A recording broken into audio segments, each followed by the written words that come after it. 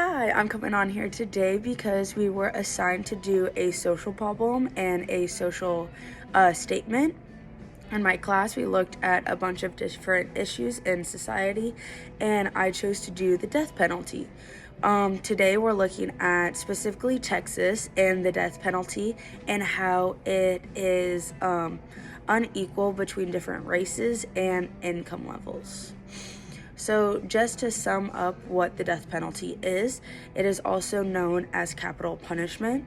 It is the legal punishment where the states execute people for serious crimes. While it's meant to deliver justice, many argue that it creates serious inequalities in the justice system. We're looking at who it mainly affects.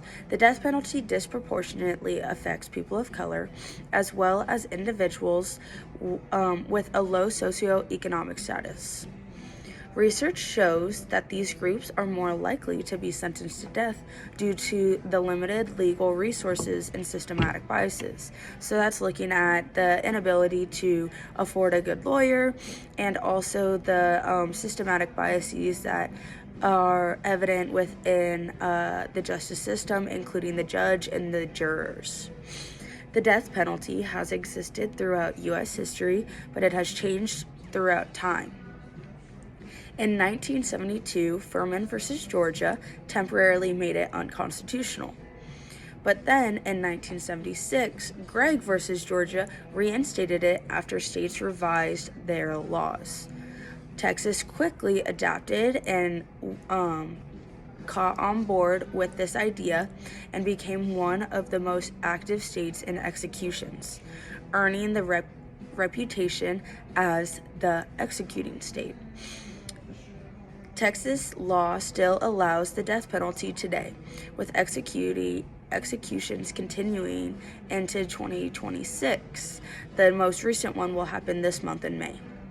From a conflict theory perspective, this law reflects power imbalances. It reinforces inequality, it benefits those in power, and it disproportionately impacts marginalized groups. Studies also show little evidence that the death penalty actually deters crimes. So the question is the death penalty worth it?